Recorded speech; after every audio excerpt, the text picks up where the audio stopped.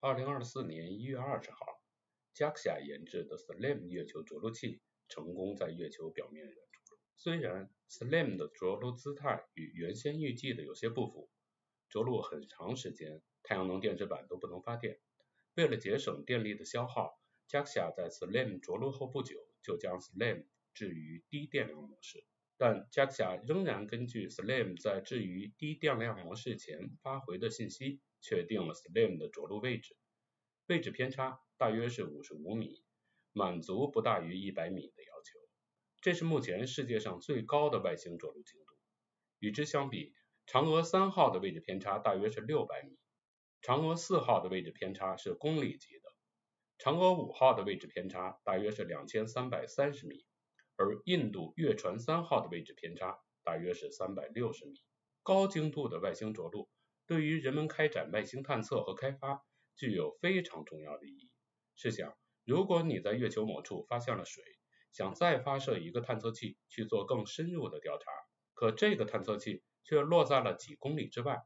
光是为了从着陆点赶到发现水的地点，就要为之付出多少设备，消耗多少宝贵的资源。要知道，从2019年1月3号玉兔2号月球车与嫦娥4号月球着陆器分离算起，到2023年1月，玉兔2号一共在月球表面上行驶了1455米，这个距离还不够玉兔2号从着陆点行驶到目标点的。通过这个例子，相信大家对 SLAM 高精度外星着陆的意义已经有所了解。昨天 JAXA 再发推文，地面与 SLAM 的通信已经恢复， SLAM 上的设备也已经开始工作。看来虽然 SLAM 在着陆时的姿态没有控制好，没有能够把太阳能电池板朝向太阳，但经过几天的运转，现在的太阳已经能够照到太阳能电池板了。其实不光是 SLAM， JAXA 以前也研发过许多令人赞叹的航天器。今天我就来和大家讲一个小行星探测器，它用时7年，行程60亿公里，历经磨难，九死一生，鞠躬尽瘁，燃烧自己，最终不辱使命的故事。它是被吉尼斯纪录认定人类首个在小行星上着陆，并把小行星物质带回地球的探测器。它就是 JAXA 在2003年5月9号用 M5 固体运载火箭发射升空的隼鸟号小行星探测器。为什么要对小行星进行探测呢？从1956年前苏联的东方号运载火箭将第一颗人造卫星送上太空，人类在近70年的航天探索中已经发射了数以万计的航天器。如今人类发射的外星探测器已经到过太阳系所有的大行星以及部分的矮行星和卫星，人类甚至还登上了月球。然而人类越来越多的了解宇宙及我们的银河系、太阳系的同时，却依然有许多问题没有搞清楚，比如地球的水从哪里来，地球上的有机物和生命来自何方，太阳系最早的状态是什么样子的，等等。虽然有一些理论解释了这些问题，但毕竟没有什么真凭实据。就像人类要寻根问祖，最有力的证据就是 DNA， 通过 DNA 追踪就很可能找到最早的祖先。那么太阳系、地球的 DNA 密码在哪里呢？从地球、月球、火星上，人们是很难找到这类密码的，因为地球、月球、火星的表层已经经历了1万年的地质事件和陨石的轰击，早就改变了原先的模样。而在小行星和彗星上，则很可能保留着太阳系形成时的原始痕迹。很多科学家认为，了解太阳系和地球的许多疑问的密码就蕴藏在小行星和彗星上。另外，小行星撞击地球一直是人类和生态的重大威胁，而研究小行星则可以帮助人类应对这一类灾害。1971年 NASA 发射了水手9号火星探测器，在探测火星的同时，顺带拍摄了火卫1和火卫2这2颗火星的卫星。火星的这2颗卫星被认为是火星捕获的小行星，因此这次探索也被认为是人类最早接触小行星。1991年 NASA 的伽利略号木星探测器先后飞掠了盖斯普拉和爱女星这2颗小行星，首次获得了小行星的高清照片。1997年 NASA 发射了尼尔舒梅克号探测器，这是第一个专门的小行星探测器，其目标是爱神星，途中还与小行星253梅希尔德星擦肩而过，并对其进行了拍摄。1999年 NASA 又发射了深空1号和星辰号两个小行星彗星探测器，这两个探测器探测了多颗小行星和彗星，它们还对刚刚开始使用的包括离子推进技术在内的几十项深空新技术进行了验证。最终星辰号还从维尔特2号彗星的彗发中取样返回，成为首个取得彗星样品并送回地球的探测器。而在日本90年代中期 JAXA 就规划了一个代号为 Muse-C 的小行星取样返回计划，取样的目标是小行星4660海神星，备份目标是小行星1989 ML。 然而原本用于发射的火箭却因为研制出现了问题，导致迟迟无法进行发射。在令人不安的等待中，这两个原定的目标都飞离了预定的位置。没有办法，日本的科学家紧急磋商讨论，将探测目标换成了小行星25143密川。这是一颗1998年才被发现，以日本火箭科学先驱密川英夫的名字命名的小行星。它就像一个长535米、宽294米、高209米的大土豆。2003年5月9号 Muse-C 探测器终于发射升空，并在升空后不久被重新命名为隼鸟号。它的目标就是位于火星和木星之间的小行星带上，距离地球大约3亿公里的密川小行星。隼鸟号的发射重量是510公斤，外形尺寸为 1.6 米乘1米乘 1.25 米，太阳能电池板展开后的宽度大约是6米。就是这么个小小的探测器，要前往距离我们3亿公里的密川小行星，而且随着地球和密川小行星的不停运转，隼鸟号来回的最终行程将达到60亿公里。终于发射了，大家都以为可以松了一口气，但其实这仅仅是隼鸟号充满苦难的艰辛历程的开始。在隼鸟号升空4个月后，也就是2003年9月，用于推进的4台离子推进器中就有一台出现了故障，隼鸟号只能用剩余的3台离子推进器继续前进。11月，太阳发生了一次有记录以来最猛烈的耀斑爆发，这次爆发直接导致隼鸟号的太阳能电池受损。就这样拖着病体，经历2年多艰辛的航行，2005年7月29号，隼鸟号终于接近了密川小行星。7月31号，用于控制隼鸟号 X 轴姿态的姿控装置出现了问题。要知道，航天器在太空中飞行的时候，需要在 X 轴、Y 轴和 Z 轴上保持稳定，要避免出现不受控的沿这3个轴的位移，或者绕这3个轴的转动。X 轴姿态控制装置出现故障，就像一架飞机在飞行中突然方向舵失去了控制，是相当危险的。JAXA 决定用离子推进器配合剩下的 Y 轴、Z 轴2个轴的姿态控制装置对姿态进行控制。然而祸不单行，10月2号，隼鸟号的 Y 轴姿态控制也失灵了。凭借着仅剩的 Z 轴的姿态控制和离子推进器，隼鸟号的姿态控制变得非常的困难。就凭着这么一点点姿态控制能力，隼鸟号艰难地环绕密川小行星飞行，对小行星的形状、地形、颜色、组成、密度等进行了观测。11月12号，隼鸟号下降到密川小行星表面上方55米的高度，向小行星投放了目标定标球和微型着陆器。不过由于隼鸟号依然距离地表太高，而密川小行星自身的引力非常小，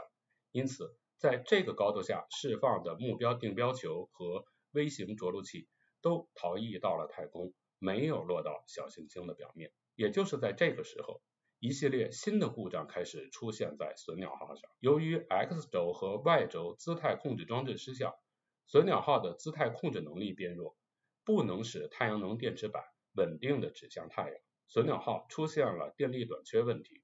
同时，隼鸟号的天线也无法稳定的指向地球，隼鸟号暂时和地球失去了联系。这时的隼鸟号只能孤军奋战，按照预定的程序完成一系列的降落采样活动。在自动程序执行期间，还发生了许多不确定的问题，比如着陆终止模式无法解除，用于采集样本时激起岩石碎片的小型撞针器没法发射等。这个小型撞击器其实就是一把发射枪，发射一颗质量为5克的金属球，用金属球撞击小行星表面，小行星上被金属球激起的物质会被撞击器旁边的样品搜集器所搜集，就像蜜蜂轻轻蛰了一口一样。这种采样方式后来也被用于隼鸟2号。几天后，地球和隼鸟号的通讯终于短暂恢复。在地球的指令下，11月26号，隼鸟号又第2次在小行星上降落。1秒后，隼鸟号即行离开，地面收到了降落和子弹发射的信号，整个过程动作正常。但就在此时，隼鸟号发生了燃料泄漏，所幸在阀门关闭后，泄漏的现象得到了停止。按理说，完成采样的隼鸟号就应该开启回家之旅了，但是困难远远还没有结束。12月9号，隼鸟号再次与地面失联，这次失联持续了49天，直到2006年1月23号，人们才再次收到了隼鸟号发回的信号。但由于飞行姿态不稳定，隼鸟号不能使自己的天线持续指向地球。隼鸟号的信号断断续续，每次与地面通讯的时间只能维持20秒。JAXA 的工程师们紧紧抓住这转瞬即逝的20秒，向隼鸟号发出了一系列的指令，这终于使它起死回生。但是也正是这失联的49天，使得隼鸟号错失了2005年12月回家的最佳窗口。隼鸟号只能寂静地在太空独自徘徊，直到2007年4月，回家的窗口才能再次出现。1月26号，工程师们发现，隼鸟号的11个锂电池中有4个已经完全无法使用，此前发生泄漏的燃料现在也几乎流失殆尽。尽管面临种种困难，隼鸟号还是在2007年1月17号将样品容器转移到了样品舱，并对其进行了密封作业。2007年4月，回家的窗口终于开启，隼鸟号踏上了回家之旅。隼鸟号的回归旅途依然是困难重重，艰辛异常。首先是由于燃料泄漏，12台自控发动机全部停机，地面指挥站只能设法交替启动隼鸟号的3台离子推进器来实现姿态控制。一路上由于姿态不稳定，再加上许多零件因为老化而故障频发，隼鸟号经常失联。2009年11月，新的坏消息又来了，隼鸟号剩余的3台离子推进器中又有2台离子推进器的部分器件出现了故障。大家现在从屏幕上看到的标有 A、B、C、D 的4个小圆盘状的物体，就是隼鸟号的4个离子推进器。最早出现故障的是编号为 D 的推进器，而这次是 A、B 推进器的部分设备出现了问题。现在隼鸟号仅剩1台完整的离子推进器可以使用。要知道，至少要2台离子推进器才能够让隼鸟号走完回家的路程，仅凭1台离子推进器是无法回家的。隼鸟号再次陷入了绝境。这时候 JAXA 的国中军教授突发奇想，他利用 A、B 2台不同故障的离子推进器中完好的部分，组合成1台新的离子推进器，这才使得隼鸟号有了2台回家的引擎。而这个国中军教授后来成为 JAXA 的理事兼宇宙科学研究所的所长。在今年1月20号 SLAM 月球着陆器新闻发布会上，就是他在现场回答记者的提问。就这样，身残志坚的隼鸟号凭借着微弱的动力和强大的毅力，从2007年4月开始，一步一步靠近地球。这一路，隼鸟号足足走了3年。2010年6月13号，隼鸟号以12公里每秒的速度进入大气层，它终于回家了。19点54分，装载着小行星样本的样本舱和隼鸟号分离。大约在22点30分，人们看到天空中画出一道绚丽的亮光，那是隼鸟号在和大气的摩擦中剧烈的燃烧。此时的隼鸟号亮度相当于金星或者半个月亮，此时的它如同烟花一般绚烂，如同流星一般夺目。隼鸟号正燃烧着自己，照亮着对未知渴求的大地。就这样，隼鸟号最终融化在天空中，但很快它就获得了人们赋予的一个崇高的称号——不死鸟。它释放的样品舱安全地降落在了南澳大利亚北部的沙漠，并被安全回收。科学家们小心翼翼地打开这个密封胶囊，首次获得了来自一颗小行星的样本。这些样品有1500个之多，围绕着隼鸟号的样本展开的研究持续地进行着。2011年3月10号 ，JAXA 的研究小组在美国德克萨斯州的月亮与行星科学大会上首次对外公布隼鸟号带回微粒的初步分析结果。研究人员发现颗粒中存在着橄榄石和斜长石等岩石的大型结晶。研究人员认为这些岩石可能曾经经历高温，同时他们还发现微粒与地球上发现的 LL 型陨石颗粒的特征是一致的。微粒受热后所产生的气体没有地球物质的特征。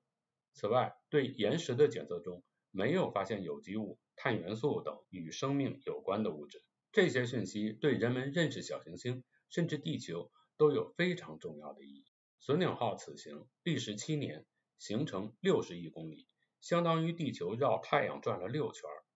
隼鸟号是人类首次在月球之外的天体上着陆并成功采样返回的探测器。除去科学探索本身的意义，隼鸟号的经历给人们带来更多的是那种精神上的鼓励和支持。它的传奇经历让人们知道了探索的意义。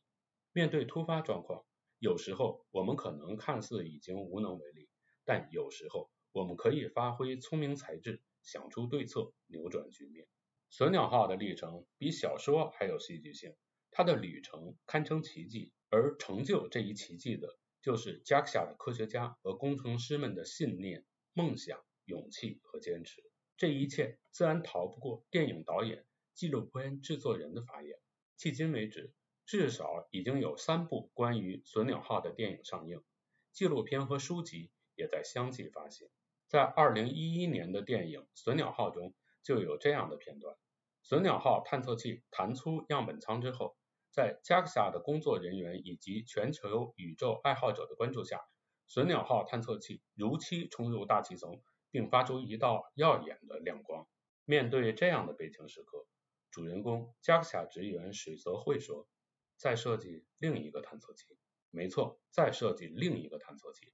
2014年 ，JAXA 发射了隼鸟2号。由于有了隼鸟号的经验和教训，隼鸟2号顺利地从一颗名叫龙宫的小行星上取回 5.4 克样品。2020年，在隼鸟2号飞掠地球的时候，将样品舱送回地球，而隼鸟2号利用残余的推进器又赶着去执行下一个任务。根据预计，2031年7月，隼鸟2号会达到一颗编号为 1998KY26 的小行星附近，并对该小行星进行近距离的探测。纵观隼鸟号的一生，曾经经历多少失败，多少险恶，但正是一份永不放弃的信念，一直在支撑着他和他的团队。